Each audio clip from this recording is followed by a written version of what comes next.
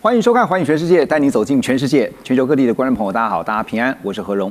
两岸大事国际焦点深度剖析，打开视野。透过 YouTube 收看朋友，请您帮我们按赞、订阅、加分享，动动手开启小铃铛。也欢迎您告诉我们在哪个城市打卡收看。当然，欢迎大家多多的发表您的观点与意见，跟我们互动交流一下。好，来欢迎今天3位来宾。首先是前大使、清华大学副教授赵林大使。好，主持人好，各位观众、各位听众，大家好。好，另外是亚太防务杂志总编辑郑继文，继文兄，大家好。还有美国共和党前亚太区主席方恩格 Ross， 大家好。好，欢迎3位老师。观众朋友，我们还是从中东的最新局势带您关心起啊。那么根据最新的外电呢，我们所知道的是半岛电视台、阿拉伯语频道还有美联社他们最新报道说，美国驻伊拉克巴格达大使馆传出遭到攻击。另外呢，就是在最新的这个可以看到我们的手板上面呢，杜拜国际金融中心啊，在周末也传出了遭到伊朗无人机的残骸给击中，还好呢，只造成了建筑物的外墙轻微损坏，没有人伤亡啊。但是呢，确实已经引起了海湾国家的不安。好，这是杜拜国际金融中心。因为无人机它没有直接的去冲撞，但是呢，遭到碎片的一些波及受损，玻璃的外墙破碎，这是来自于路透社的最新画面。那么现在呢，针对美国跟以色列联手打击来出兵攻击伊朗呢，已经超过了2个礼拜了。现在关键点就在于美国总统川普他的态度，也成为各方关注的焦点。3月14号，川普表示他有信心，在美国跟以色列的军事打击之后，伊朗人民会起而推翻神学式的政权，但这可能不会立刻发生，因为根据美国的剧本想定是发动大规模空袭，然后人民起义推翻政权。川普的口径这几天呢也一直在改变在这之前呢，我们看到川普在众议院共和党集会上发表演说的时候，他先是说这场战争是短期行动，可能很快就会结束，但随后呢又宣称说赢的还不够多。接着呢，他也呼吁伊朗的领导人无条件投降。但是伊朗最高前领导人哈米尼的心腹就是负责现在在辅佐新任接班的穆吉塔巴的这位国安会领袖，叫做拉尼贾尼，他则反向美国。他说呢，伊朗这个甘愿牺牲的民族不怕美国人空洞的威胁。好，那还有一个最新消息呢，也就是呢，在这次的军事行动当中，根据 BBC 的报道有美军伤亡，而且呢，这架 KC-135的空中加油机呢，在伊拉克的西部失踪，应该是坠毁。那在上面呢，这个过程当中呢，这个报道刚才 Ross 有特别帮我们更新了一下，是有 6 killed， 也就是有6名美军不幸丧生。好，那现在种种看到打到今天已经超过2个礼拜了。好 ，Ross， 我先请教因为目前为止有不少的战略分析专家也认为这次的行动，美国在战术上是成功的，但是在战略上是失败的，你同意吗？不同意。怎么说？怎么这么早说是战略上是失败了？因为还在打战，还在空袭伊朗我们不知道最后的结果会是如何。比如说伊朗政府会投降，或者你刚刚有提到有这个人民起义的可能，这个也不能排除。所以最后的结局到底是什么？那目前还太早，真的是不知道。那川普他目前打算打到什么程度、什么时候，我们也都不知道。你怎么看川普现在的口径一直在改变他好像就是看见钞摘钞，是这样。不管是哪一个议题，他一直以来都是这样，就是看形势说话，是这样子吗？重点是我们真的不知道他有什么最后的目标是什么。因为你刚刚说的他的说法的确是有改来改去。那他真的要推翻这个升学人士这个政权，或者鼓励人民起义，或有其他的打算，比如说义军投降就好了。我们目前真的不知道。所以你觉得川普在发动对于伊朗的攻击行动之前，有先设定好一个更明确的计划表，或者是执行进度表？至少要处理核武跟远程导弹。这个很明显有这个计划。但是有关伊朗的，比如说石油设施或政权等等，我们真的是不知道川普有什么想法。真的不知道。那你怎么看说？我们刚刚特别提到了最新，就是包括伊朗的攻击行动，哈，已经不只是针对就海湾国家的美国的军事基地，现在也包括了一些非军用的设施啊，包括像是这个杜拜的国际金融中心，虽然不是直接命中，但是呢，已经造成了不安了。这是非常很笨的选择。你这样子就会引起波斯湾国家不管是政府或人民的反感。这样不会给美国间接压力吗？完全不会。本来这些我个人认为，本来这些波斯湾国家政府，先不讲人民，但是政府是支持美国跟以色列的行动。虽然不能公开说他们支持，但是我们都知道他们非常讨厌伊朗，也不希望伊朗有这个不管是核武或远程导弹，所以其实他们是很支持美国跟伊朗的行动。那伊朗这样做，轰炸不管是办公大楼、住宅、饭店等等或公共设施，那就会引起政府越来越愿意公开支持美国跟以色列。人民也会支持，所以这个是伊朗很 stupid， 真的是非常非常笨的说法。好，这个同样的问题，我想问一下纪文兄，你觉得会给美国压力吗？我觉得美国的压力其实随着这个战局这个持续这个往下走，它的压力一定是越来越大。对，不只是在战场，那瞬息万变的形势，特别我们发现美国已经从这个中东以外，包括欧洲、包括亚洲等地区调了很多军事资源，集中在中东这个战区附近。显然就美军原来的预测来讲，哇，没想到战局要打那么久。那再加上战局打越久，通膨、全世界经济的压力、危机等等，我想对于川普来讲，他这个压力是不只来自于美国国内，连外部国际给他的压力也很大。因此之前预想的这种快打结束，显然和目前的发生的状况是有严重的误判。所以基本说，如果你是伊朗的话，因为现在伊朗对他们来说战略上就是拖下去，会怎么打？我当然就是持续目前的步骤，就是不断用这个自杀无人机，特别这种小摩托，便宜、管饱、管够，然后给你带来无限的这个困扰，让你这个深陷中东的整个战局，那消耗你美国国际的这种声誉，消耗你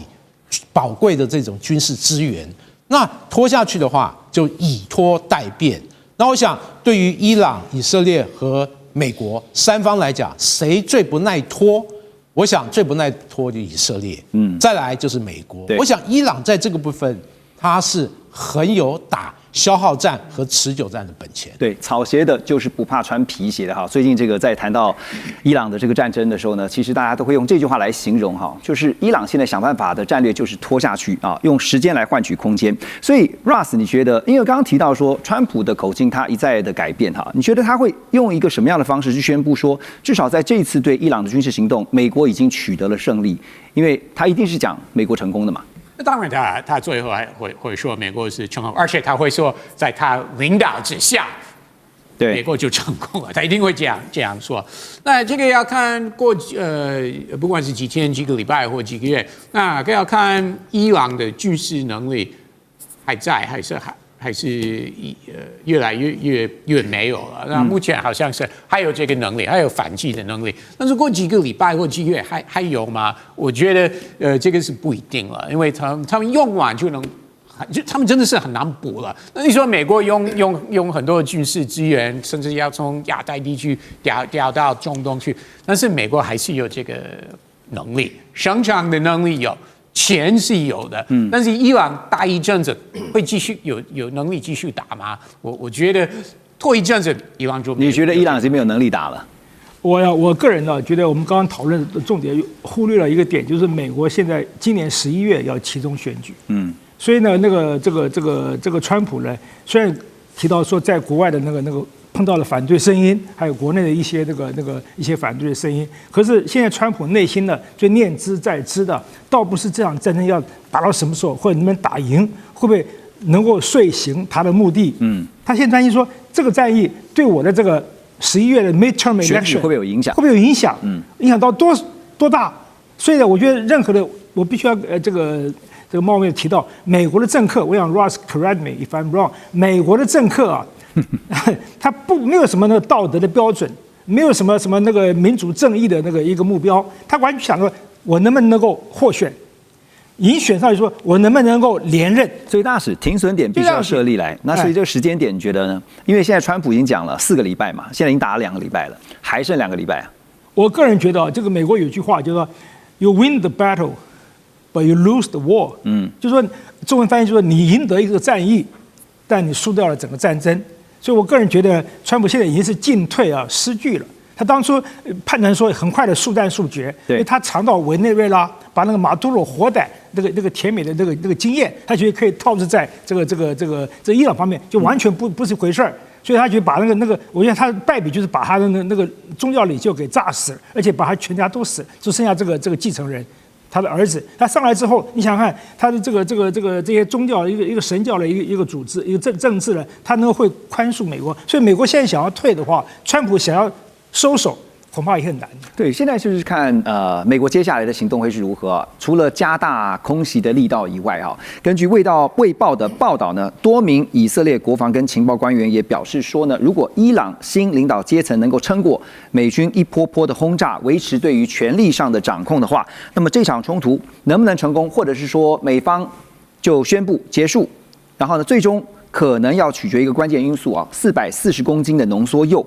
因为呢，这批浓缩铀在2025年6月，当时大家如果还有印象的话，午夜之锤的空袭行动当中，被藏在一座山体底下，440公斤的量足以制造超过10枚的核弹头。如果还留在伊朗境内的话，德黑兰方面可能会借此加快研制核武。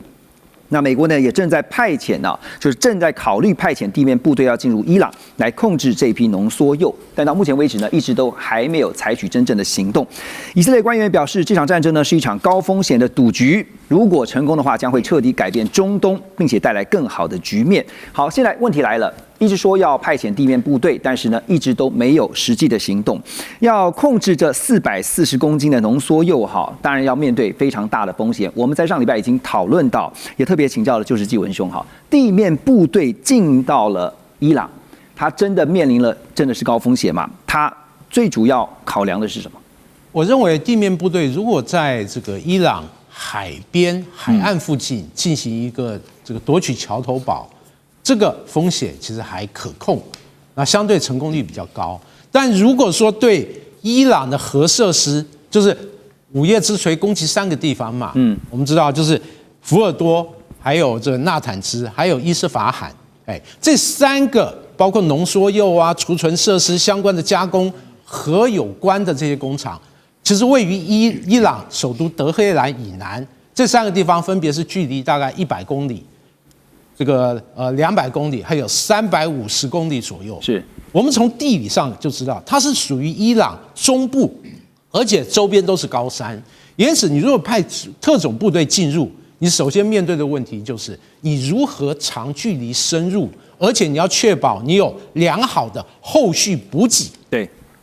那这个对于美军来讲，我认为这个风险困难度就极高。那我们打开过去的历史，美军大规模对伊朗实施特种作战，它的成功率是0。大家都知道，1979年当时派特种部队要去解救美国这个驻德黑兰使馆这被关押的人质，当时其实是对美军来讲一个这个军事灾难。这些特种部队在沙漠因为各种意外事故，其实弄得灰头土脸，被迫快速撤军。那因此。我不能说美军如果经过稠密的计划，他夺取这些核设施里面浓缩铀，成功几率怎么样？但风险是极大极大。对，而且大家知道，你如果从事特种作战，你要有良好周边的基地。但我们都知道，美军现在在波斯湾周边的这种军事基地几乎被炸了一遍，包括空军基地、海军基地、各种设施等等。因此，对特种作战来讲，它的攻击发起的有力据点和基地，目前存在很大的问号。你派航母或者2栖攻击舰，距离又过远，因此如果要派特种部队去夺取，我认为它的风险实在太高太高。而且如果一旦失败，对于川普来讲，今年的选举可以说不用选了。对。现在有一个点就是说，要派遣地面部队与否呢，就是关键在于说，你一定得派遣地面部队，才有办法摧毁这个在美国或者以色列口中所说的浓缩铀。但是真的派遣出去之后，你也必须要面对相当高风险的人员伤亡。刚刚特别提到是空中加油机的失踪，而且呢，到目前为止统计啊，美军也有不小的伤亡了。川普或是美国能够真的面临更大的损失、更大的伤亡吗？我们休息一下，继续回来聊。中美互动牵动全球，美中竞争，地缘争霸，外交、军事、科技、经济，多元观点，权威分析，一同掌握2026全球新秩序、新赛局。每周6日，寰宇全世界带您走进全世界。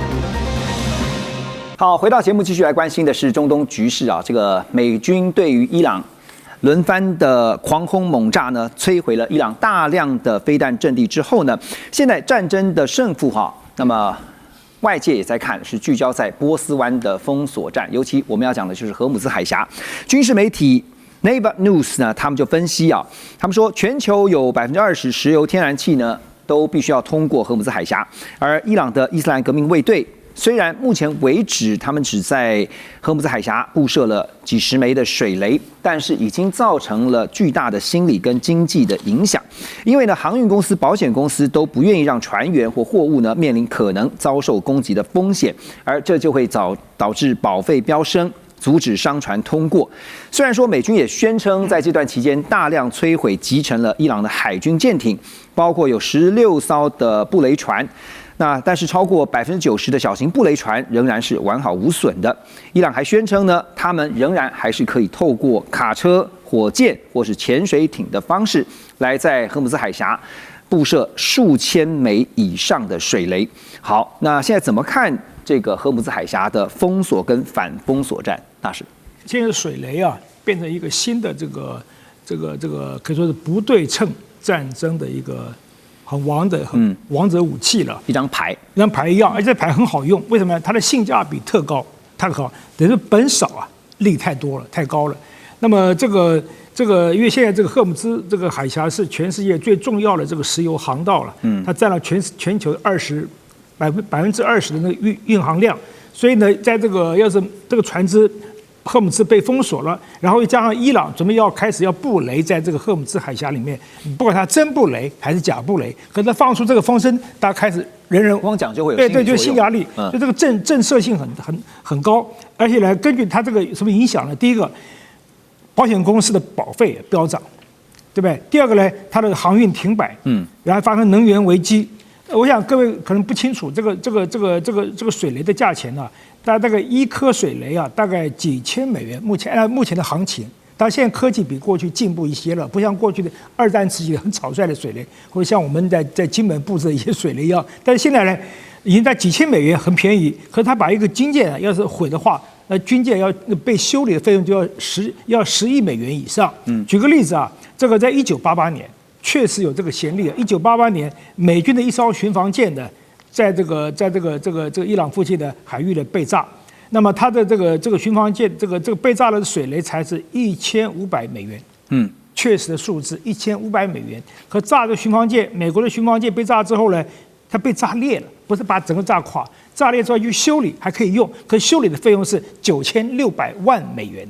那这不成比例了。对。当然，所以呢，而且这个水雷现在只要它放风声，大家开始闻之这个心里面色变，所以因此呢，这个水雷它要被炸到，那不堪设想。可是不办法，每个人都会担心要不去，他会被炸。怕的。对，伊朗还不会跟你讲真话，他就说我可能会不往哪边会不，万一一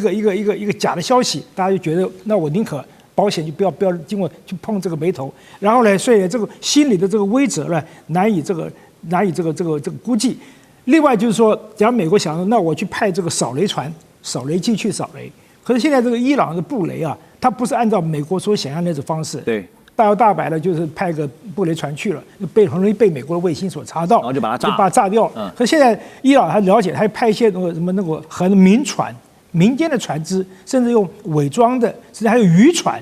弄这个布雷方式，所以美军很难去辨别哪个是布雷，哪个是不布雷，所以这种它的影响力很大，所以我觉得这是一个很上算的一个生意了。对，这确实对于这个国际航运业者来讲的话，商船们这个不怕一万，只怕万一哈，就是哪一艘这个你要是真的遇到的话，被水雷给这个攻击到的话，确实会造成非常大的损失。好，那当然这个刚刚提到的扫雷啊，因为其实伊朗的水雷封锁战术啊，现在也在考验的就是美国海军的扫雷能力。那同样是这个军事媒体啊 ，Navy Times 他们就报道说，美国海军去年退役了一半的复仇者扫雷舰，现在计划呢，用来具备反水雷能力的这个滨海战斗舰来取代。美军也评估啊，这个滨海战斗舰呢可以距离雷区更远，然后利用无人系统来定位、识别跟清除水雷，比复仇者扫雷舰更加安全。但是呢 ，Navy Times 也提出他们的质疑啊，他们说，因为这是美军第一次用滨海战斗舰来除雷，那如果跟经过这个沙场好多次这种考验的复仇者扫雷舰啊，确实不同。如果用起来成效不知如何。而且美军现在在中东呢，也只有3艘滨海战斗舰。所以基本中觉得哈，这个我们讲到这个滨海战斗舰现在要取代原本的复仇者扫雷舰，那成效你怎么评估？当然，现在很多国家都不再建造专用的扫雷舰艇，而是用海上的这种平台实施多功能的这个改装。像滨海作战舰，其实当时设想就是，我用同样一个这个船只的载台，但我可以因应这个任务的不同，比如加强防空，加强这个反舰能力，还有加强特战能力，加强扫雷猎雷能力等等。像滨海作战舰，按美军的设计来讲，它采用模组化设计，它赋予的职能，扫猎雷就是它其中的一项。但我们都知道，这个滨海作战舰对于美国海军来讲，也是过去建军的一个灾难。特别它陆陆续续下水后，发现它很多包括系统可靠度，还有原先设想还有实际大国博弈这种战场场景有极大的不同。因此，我们过去以来看到，美国海军把好几艘滨海作战舰服役大概5、6年，不到10年，迅速退役。之前还传出，哇，这些退役的船舰哪个国家来接收？当时台湾就是被点名，极为这个非常热门的国家哦。但话题再回到滨海作战舰，我认为哦，滨海作战舰就这几年针对扫猎雷它相关的远性，据我长期的观察，我是看到非常非常少这样的一个场景。而美国和他的盟国，那进行扫猎雷演习最多的就是第一个，美军和海上自卫队。对，海上自卫队它的扫猎雷舰数量最多，而且它全世界认为它是扫猎雷能力最强的一支海军。那另外，北约国家每年在波罗的海进行波罗的海行动相关的海军操演，扫猎雷也是其中一项最重要的部分。而这一项美军的船舰在里面占有的比例非常的低，而是由美国它的北约盟国大家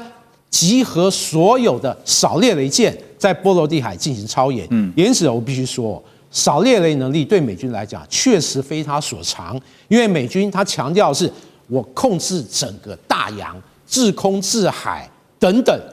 那整个战区我控制，但对于猎雷、扫雷，它主要是仰赖盟国的协助来进行这样的一个作战行动。这个对美军来讲，并非它主要、最重要、核心的职能任务。因此如果单靠美军，我认为要打破伊朗这么容易的封锁赫姆兹海峡这种作战的模式，它可能这个不只是复仇者都拿过来，或者滨海作战舰集中来应对，我认为就实际能力来讲，它可能还是不够的。成效不一定会像是美国所强调的这个非常的卓越哈。但是现在也听到了川普说，那就不排除动用美国的海军去护航啊。我先问一下 Ross， 你觉得会出动吗？可能性很大，很大。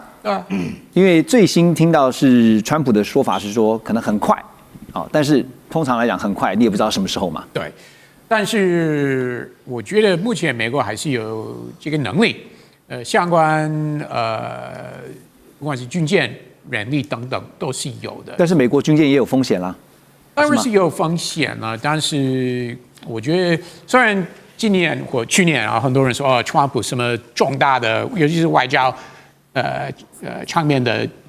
策略都会 toggle， 但是我真的觉得这次他不会。好，那我就 wait and see 哈。我另外要问你的问题就是说，现在美国也打算封锁伊朗的石油出口。好，那么川普呢，他在13号也表示说，他已经指示了美国中央司令部执行中东历史上最强大的轰炸行动之一，要彻底摧毁伊朗王冠上的明珠啊，也就是伊朗的哈格岛上面所有的军事目标。华府智库中东研究所一位资深研究员苏利曼他就分析说呢，这个哈格岛的面积啊，只有纽约曼哈顿的1/3，距离伊朗的海岸大约有16英里。那处理这个伊朗90%的原油出口，如果摧毁了哈格岛，就意味着切断整个伊朗的军事经费，伊朗社会维持基本运作的功能也将会遭到全面的断绝哦，所以是严重性蛮大的哦。但是《纽约邮报》也进一步的分析呢，他说哈格岛对于战争结果影响重大，美国拿下小岛并非是否会发生，而是什么时候会发生。言下之意就是一定会这么做哈。可是真的有可能进一步的，就是去派兵，就是来轰炸哈格岛之后，再更进一步的去占领这个哈格岛吗？不排除。看起来目前可能性是很大的。川普就是要断他的经脉，他是往这个方向走了，他真的在考虑用地面的这个部队。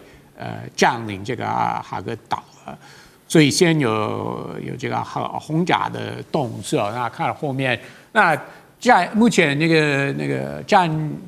住哈格岛的部队会不会主动投降？他们也有这个选择。那如果不投降的话，那再轰炸可以围堵。那如果围堵用海军围堵的话，就不能补给了。那他们可以继续。斗久了，那如果真的不投降的话，那还是有这个选择啊。美国可以用地面部队占领这个小岛，但是即使是轰炸小岛上的军事设备，那美国也是要避免轰炸相关的原有的设备，因为这个战争结束之后就会影响到这个供应了。对这个石油的供，所以如果真的断了这个石油的供应，你觉得对于伊朗来讲真的是一个重击，真的会造成整个战局的逆转？我说除了改变吗？从美国的角度来看，所有的可能都要准备。我的意思是说，或许不能排除这个生权邦会被推翻，但是另外有可能是还继续执政。但是还是因为投降或跟美国谈条件，他们就恢复继续出口石油。所以从美国的角度来看，岛上的设备也没有必要轰炸，是军事设备是要轰炸，但是原有的相关设备是不要尽量避免轰炸。好，还有一个根本的问题，简答就好，就是当初美军的剧本其实想定的就是在于说大规模的轰炸，包括立刻速战速决的斩首行动之后呢，造成人民最后能够起义来推翻神学士的政权，但到目前为止没有发生啊。其实我们也不知道川普本来有没有这个想法，就是要鼓励人民起义啊。这个其实我们不知道。但可能性高吗？你觉得？我觉得川普对这件事情是很无所谓，真的。他是无所谓的，可能性高吗？我想当然这个伊朗内部是有一些人反对原来卡梅尼的这个统治了，所以因此卡梅尼被轰炸死的当下，有些人就出来庆贺，有些街头就产生有些，可是呢后来发现更多的人也有反对这个，有哭的也有，所以呢几家欢乐几家愁，所以呢他想在伊朗动员人民起义啊。我觉得是高估了伊朗的这个人民的这个反对啊，这神学士还亲美或者赞成美国的这种数字啊，我觉得伊朗这个川普啊太乐观了。对，所以是美国是不是在这一个行动当中误判情势哈？那当然，虽然现在只打了2个礼拜，照川普口中所说的还有4个礼拜哈，就是说他讲的是4周，至少还有2周等待验证。马上回来，中美互动牵动全球，美中竞争，地缘争霸，外交。军事、科技、经济，多元观点，权威分析，一同掌握2026全球新秩序、新赛局。每周6日，寰宇全世界带您走进全世界。欢迎大家继续回到寰宇全世界。伊朗的战局现在不只是在中东海湾国家有受到影响，会不会进一步的联动到整个俄乌的战局呢？先来看在乌克兰方面哈，因为乌克兰呢在4年的俄乌战争当中呢，现在累积大量抵挡防御包括伊朗见证者无人机在内的实战经验。因为我们都知道，之前俄军也使用伊朗大量的无人机来打乌军啊，那所以呢就累积了这些经验。那么五角大厦跟中东国家呢也宣布说要购买乌克兰国防新创平台Brave One 所推出的拦截用无人机。乌克兰国防部也宣布要向盟友开放他们在战场上所得到的这些实战数据啊，来协助训练无人机 AI 软体。而乌克兰的无人机专家也会在3月底访问华盛顿，向美军传授最新的无人机战术。这句话让我想到是乌克兰 Ukraine can help。好，但是呢，乌克兰的作战经验跟他们的技术真的能够对于美军现在在波斯湾对抗这个伊朗的无人机带来多大的帮助啊？我认为帮助是很大的。那我们知道，俄乌战争打了到目前超过4年，那这一场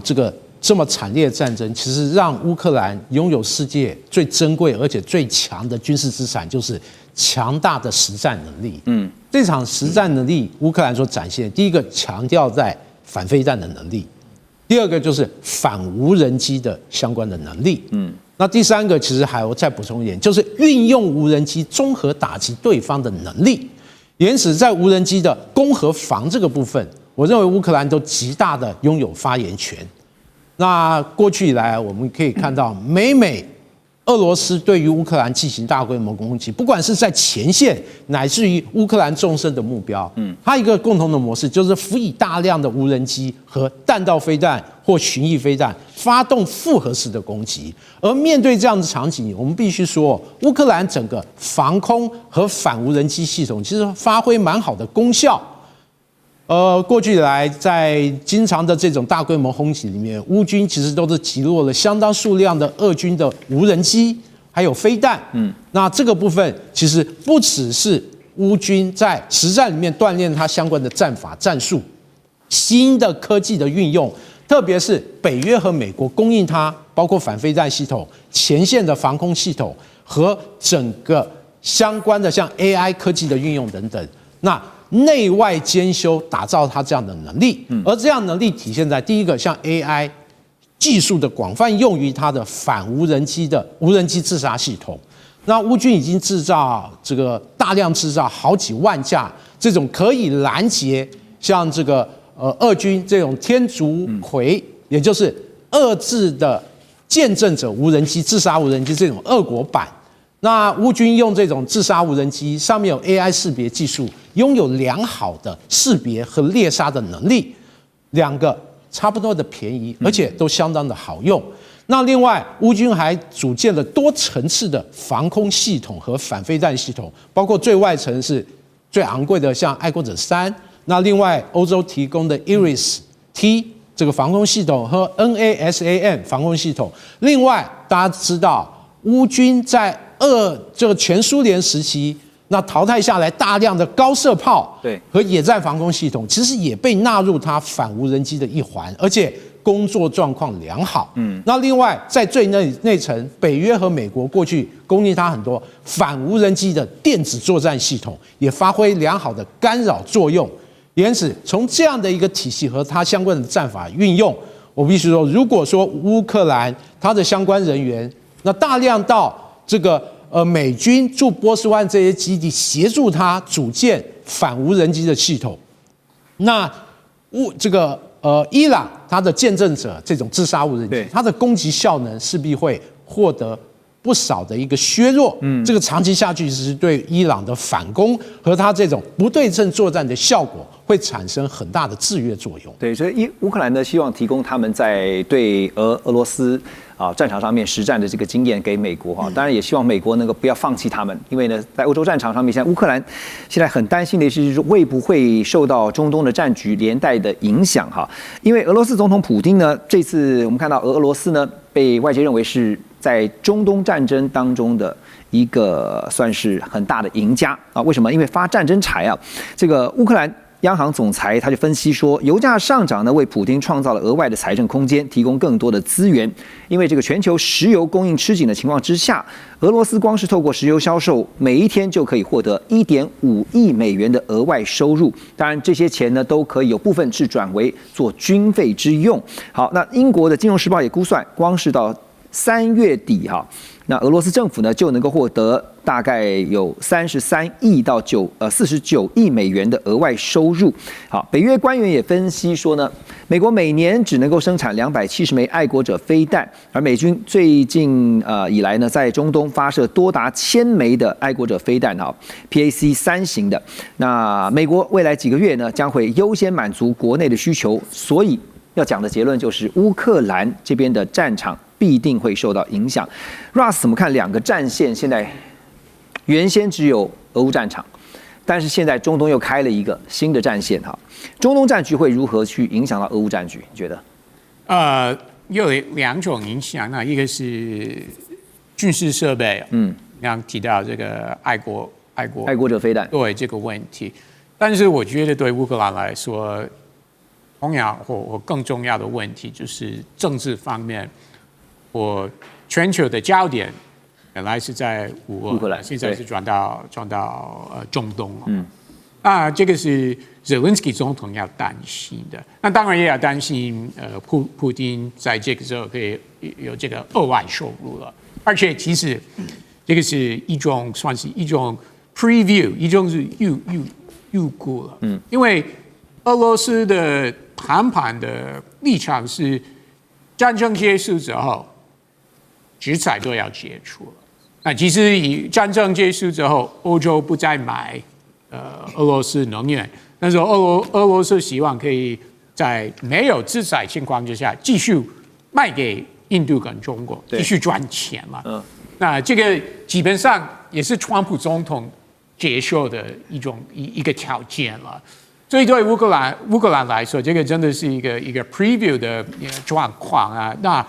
不管什么时候结束乌俄战争，那以后俄罗斯还会继续赚钱。所以2个点你刚刚有特别提到，第一个是政治上，如果政治上面的话，这个焦点现在被转移到中东了，你觉得 Zelensky 最担心的是什么？最担心的是川普失去欧盟的支持跟美国的支持。欧盟目前还继续支持他，不管是武器或现金还是给他了。问题是，川普从去年上任到现在，他对乌克兰怎么解决这个战争的想法是如何？那在这个中东战争情况之下，我认为Zelensky最要担心的是，川普的想法会越来越坚定，那就是说，你乌克兰，你不得不赶快接受俄罗斯可以继续占领你国土，那另外所有的制裁都解除等等这个条件，那对于乌克兰来说，这个条件当然是很不利。所以 Zelensky 最怕的是他被川普逼上要和谈的这个谈判桌。本来川普是美国是给他，但是压力会更大，会更大。对，所以这个是 Zelensky 最担心。OK， 好，那彭博也报道说，这个2个战局相互之间的联动影响会是如何？美国情报单位也指示说，俄罗斯正在向伊朗提供包括了卫星影像情报支援，还有呢传授无人机的战术。所以不只是伊朗提供给不是这个乌克兰提供给美国这个实战经验以外，包括了俄罗斯也提供这个相关的无人机战术给这个伊朗。好，那协助这个伊斯兰革命卫队呢，对美国跟以色列的联军展开反击。而英国国防大臣则表示说呢，没有人会对普丁这双隐形之手参与到伊朗感到任何的意外就是言下之意，就是伊朗的背后一定是有俄罗斯的影子所以俄罗斯在背后它的整个看整盘局，它的战略盘算，大使你怎么看？我想这个现在中国跟俄国的这个关系的密切是美国最感到这个一直很担忧的一个趋势。那伊朗是刚好是世界上少数跟中国关系跟俄罗斯关系都很好的一个国家，这也是当初美国把伊朗看为眼中钉的原因之一他你跟我2个最讨厌的国家都那么密切的关系，我一定先把你开刀。但而且呢，过去的伊朗对这个中国呢，他也提供很多实际上的援助，比方说石油，伊朗提供中国很多石油。在俄罗斯，在俄乌战争时期呢，伊朗也提供了俄罗斯的这个无人机。这当然，它无人机它是俄罗斯给它提供技术，可是它可以制造无人机，它提供了那个俄罗斯的无人机。所以今天呢，俄罗斯呢，在这个俄乌战争还没有结束的时候呢，突然发现一个新的一个战场起来了。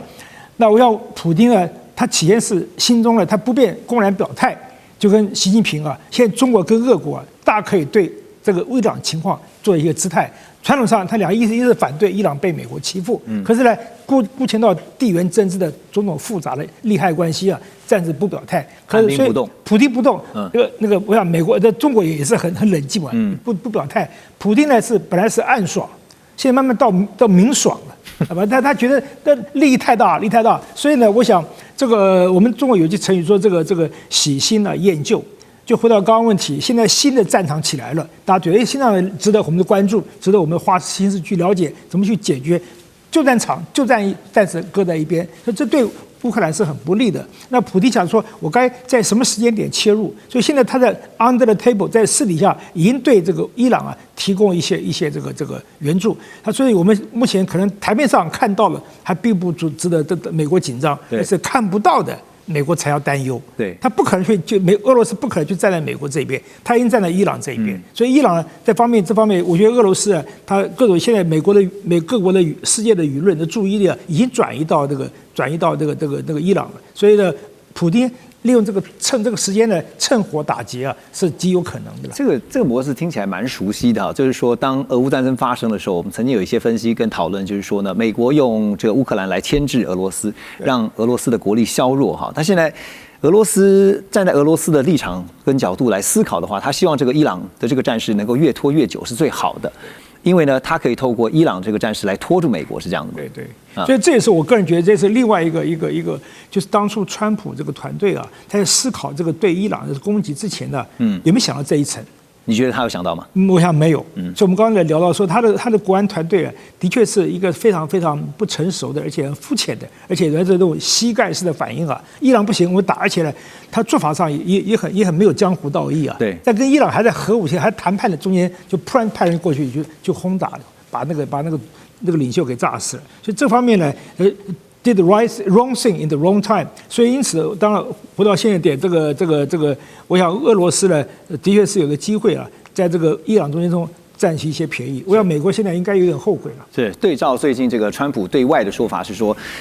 当时是他的女婿库什纳建议他这个明明美伊才在谈判的过程当中呢，就没想到库什纳建议他可以打伊朗就让人听了真的是相当的吃惊。马上回来。中美互动牵动全球，美中竞争，地缘争霸，外交、军事、科技、经济，多元观点，权威分析，一同掌握2026全球新秩序、新赛局。每周6日，寰宇全世界带您走进全世界。好，回到节目继续来关注讨论的就是呢，从美国总统川普对伊朗发动了攻击以来呢，在台海这边连续13天没有看到有解放军的这个攻击扰台，那一直是到3月11号才又被侦获到有解放军的军机5个架次，还有呢共建6艘。CNN 就分析说呢，这是台湾从2020年公开美日军事数据以来呢，中国大陆空中活动暂停时间最长的一次。所以呢 ，BBC 也分析背后可能有5个原因。BBC 认为包括了两会政治考量，还有呢，川普即将在月底访中在这之前的一些战略布局，以及解放军内部整肃、伊朗战争导致能源吃紧，另外就是海空不对称施压这5项原因。大使，您的看法？当然基本上都没有错了，我也没有错，因为这个大陆也觉得需要考量内部的是那个两会。那么对外呢，就是川习会要举行了，没有必要再去在这个情况很非常这个微妙的时刻了，再兴事端了。所以他这个，而且一方面我听说了是大陆方面现在最近在检讨，因为这些年来他们在这个台海这个基建绕台啊这种做法已经开始内部有一些反对的声音了，因为第一方面就是说他消耗那么多的那个能源，消耗那么多的人力时间，你不能真打，然后呢，因此呢，还有让这个他们所谓岛内的这个民进党的那个票房啊，政治票房增加越多，他这样助力，对，变成民进党的这个助力了啊，帮助的助。所以因此大陆这个声音也听进去了，大陆也在检讨说，那应该是不是要稍微节制一点，是至少他不能说一下就停了对这个台湾的海的这个基建的绕台，可是呢，就稍微缓和一下，变成一个间歇式的、偶尔式来，是表示我还维持一个威胁的一个力度，威胁的能量，但是不是那么的高频率的、高能量去让台湾的人民越来越反感，而且国际的形象也越来越反感。对，表示你中共就是在里面独舞性嘛，就英文叫 trigger happy， 那你还谈什么这个两岸的和平呢？所以因此呢，美国的反感，台湾一般人民的这反感，只有台湾民进党支持中共的这个基建绕台。中想，那这样我就必须要好好考虑一下，这也是一个原因之一了。OK， 其实伊朗的这个中东现在的战事啊，多多少少还是会跟台海，包括整个东亚都有联动，特别是我们讲说第一岛链。那因为呢，南韩总统李在明最近也证实啊，说美国可能会需要呢把多套的萨德这个防空飞弹系统啊这些装置呢移出南部的基地，而且他也说了，他说美国决定这么做。南韩也没有办法拒绝哈，我记得这个在节目当中也问过 Russ 啊，说南韩有权利说不吗？就说当然不可能说不的。好，那前日本防卫省官员啊也指出，他说如果呢像驻日本的核动力航母乔治华盛顿号这样类型的资产被调往中东的话呢，会对印太战区的战备造成问题。不过这种情况不太可能会发生。他认为真正的隐忧在于爱国者拦截飞弹这些武器上的消耗，所以也就是说呢，伊朗战争啊，这个现在如果持续的拖，因为伊朗现在他们的做法，他们的战略就是拖自决，拖下去时间越久，对伊朗越有利，对美国越不利啊，对以色列也是。那对于第一岛链美中对抗的局势，又会产生什么样的联动性影响 ？Russ， 你觉得？当然，不管是哪一个系统或航母调到中东去，那会引起美国盟友，不管是南韩、日本、菲律宾还有台湾的担忧，这是事实。但是从美国的角度来看，第一是战时的情况，那第二，美国政府不管是谁执政，那目前是川普。一年到一年都会向国会要更多钱、更大的国防预算，然后其中一部分重要、越来越大的一部分是投入在印太地区。那过去几个礼拜，白宫已经开始发这个讯号，会向国会要2027年的财政年度的国防预算，当然要再次创新高了。所以这个问题其实是时间跟钱的问题，而且从美国的角度来看，还是可以解决的。周末有一个最新的消息，就是连驻日的美军都有部分现在要先调往到中东地区去支援哈。那所以人调去了中东，防御性的武器调去了中东，东亚乃至于第一岛链这些国家们不会担心吗？当然他们会担心，但是我觉得美国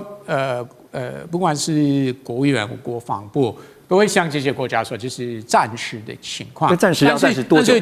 同时，美国会再次强调，你们国防，你们还是要自己提高你自己的投资啊。那美国会继续强调这件事情。这个是川普政府不管是1.0或川普2.0，一直坚持这些国家要大幅度的提升他们的国防预算相关投资，所以在这个时候，那就是给美国一个机会，看我们过去一直跟你说，那现在如果你真的担忧的话，那就是由你们来决定你到底要投资多少。大师觉得大陆就暗爽，大陆显然就暗爽了，对吧？就他不吭声啊。那么俄国观察这个中东的情况，他暗爽。大陆现在看到亚洲，美国就刚才你所讲的，美国把这些日本的那个或甚至韩国基地的东西也运到转到这个中东战场上去。当然，自然把这个东北亚，搞不好菲律宾也会有，把它的基地一些美国的那个人力或者是设备装备弄过去的话，对，那东亚它的美军的部署力量部署，它就减弱了。那因此中国大陆当然会看在眼里。第一岛链的这个战略平衡，原先的这个战略平衡会不会因此被打破，或者是有影响啊？讲到战略平衡，最近也看到军事网站就是 Army Recognition， 他们报道说呢，解放军的东莞舰、安庆舰这2艘这个万吨级的055大驱已经正式拨交给东部战区的海军，正式要服役。那在此之前啊，有8艘055型的这个驱逐舰呢，分别隶属北海跟南海战区。那么现在呢，随着这2艘新的驱逐舰加入，将会提升中国大陆海军在东海跟台海周边的作战能力。而随着这2艘新舰的部署啊，中方海军呢，所有3个主要战区现在都有055大驱在正式服役中。所以讲到这个战略平衡，纪文兄怎么看哈？现在055大驱又有2艘加入了中部战区，包括台湾在内的西太平洋的战略均衡会产生什么样的影响？我认为这几年过去10年，这个西太平洋军事平衡早已经被打破。那解放军在不只是这个传统的这个飞弹，特别是它火箭军这些各类形式的这种飞弹，它原本的优势，其实在空军和海军，它的优势也越来越明显。特别是对照周边的相应的力量，那其实055只是其中力量的一个环节。那055这个是解放军海军吨位最大的水面作战舰，特别是这个非航母以外的水面作战用的军舰，它是吨位最大，尤其是它本身配备的飞弹数量超过它其他的驱逐舰、护卫舰很多。那传统上来讲，它是属于一个航母编队的带刀护卫的核心，借由它强大的防空、制海、反潜等等综合能力，算是指挥舰这样的一个角色。特别是对于台湾来讲，东部战区也获得这个055，